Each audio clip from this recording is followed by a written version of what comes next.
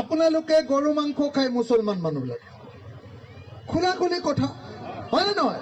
খোলা খুলি কথা।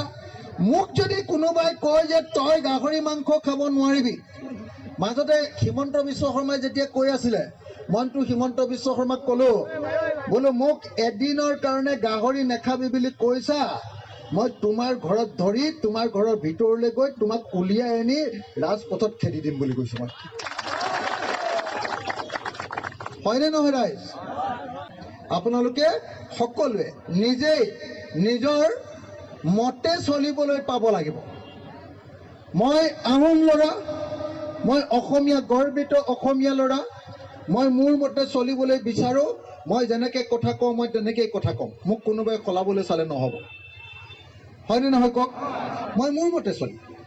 এজন মুছলমান মানুহে মুছলমান মানুহৰ মতে চলিব, এজন ট্ৰাইবেল মানুহে ট্ৰাইবেলৰ নিয়মত চলিব, ট্ৰাইবেলৰ নিয়মত চলিব। কোনো ট্ৰাইবেলক কোনো হিমন্ত বিশ্ব শৰ্মাই ক'ব নোৱাৰে, এনেকুৱা কোনো হিমন্ত বিশ্ব শৰ্মাৰ অসমত জন্ম হ'ব নোৱাৰে যি হিমন্ত বিশ্ব শৰ্মাই ট্ৰাইবেলক ক'ব, আমাৰ জনজাতি ৰাইজক ক'ব যে তুমি এনেকৈ খাব নোৱাৰিবা, গাহৰি খাব নোৱাৰিবা, সাজ পানী খাব নোৱাৰিবা। মোক যদি কয় নহয়, মই হিমন্ত বিশ্ব শৰ্মাক ক'ম তুমি অসমৰ পৰা গুচি যোৱা ভাই, মোক নালাগে তোমাক। হয়নে নহয়? আৰু আপোনালোকে গম পায়নে নাই, মই আপোনালোকৰ সন্মুখত হিমন্ত বিশ্ব শৰ্মাক এনেকৈ কোৱা নাই। মই হিমন্ত বিশ্ব শৰ্মাক সন্মুখত বহুৱাই লৈ তেনেকৈ গালি পাৰোঁ বুলি জানেনে নাই আপোনালোকে? সঁচাকৈ জানেনে নাই? জানেনে নাই?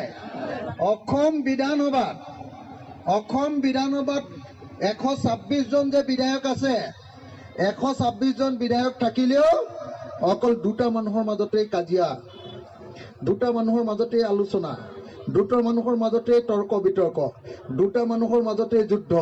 সেইটো হ'ল বিৰোধী পক্ষত অখিল গগৈ আৰু চৰকাৰী পক্ষত হিমন্ত বিশ্ব শৰ্মা। জানেনে নাই আপোনালোকে? এইবাৰতো বিৰাট ডাঙৰ কাজিয়া হ'ল, গম পায়নে? এইবাৰ মানে বিধানসভাত কংগ্ৰেছৰ বিধায়ক এজনক হিমন্ত বিশ্ব শৰ্মাই বিৰাট দম দিলে। যুদ্ধখন মোৰ লগতহে লাষ্টত হ'লগৈ, কংগ্ৰেছে নেমাতিলে মুখেৰে, বুজিলে নাই? কংগ্ৰেছৰ বিধায়কজনক, তিতাবৰৰ বিধায়কজনক ক'লে, কি নাম আছিলে তেখেতৰ? ভাস্কৰ বৰুৱা। ভাস্কৰ বৰুৱাক ক'লে হিমন্ত বিশ্ব শৰ্মাই বোলে আপোনাৰ যে বাগান আছে, আপোনাৰ বাগানৰ লাইনৰ মাটিবিলাক লেবাৰবিলাকক, শ্ৰমিকবিলাকক আপুনি এৰি দিব নে নিদিব? মই তেতিয়া হিমন্ত বিশ্ব শৰ্মাক ক'লো বোলো আপোনাৰ যে নিজৰ বাগান আছে হিমন্ত বিশ্ব শৰ্মা ডাঙৰীয়া, আপুনি বাৰু কংগ্ৰেছৰ বিধায়কজনক কৈছে ঠিকে আছে, তেওঁতো এৰি দিব লাগিব, কিন্তু আপোনাৰ বাগানৰ মাটিটো শ্ৰমিকবিলাকক এৰি দিবনে নাই? মই হিমন্ত বিশ্ব শৰ্মাক সুধিলোঁ। হিমন্ত বিশ্ব শৰ্মাই ক'লে বোলে মোৰ ক'ত বাগান আছে? মই নাম গাবলৈ আৰম্ভ কৰিলোঁ, চানমাৰি এনেকৈ আৰম্ভ কৰিছিলোঁহে, আৰু এখন এখনকৈ বাগানৰ নাম গাবলৈ আৰম্ভ কৰিছিলোঁহে। মোকতো বিৰাট ধমকি দিলে।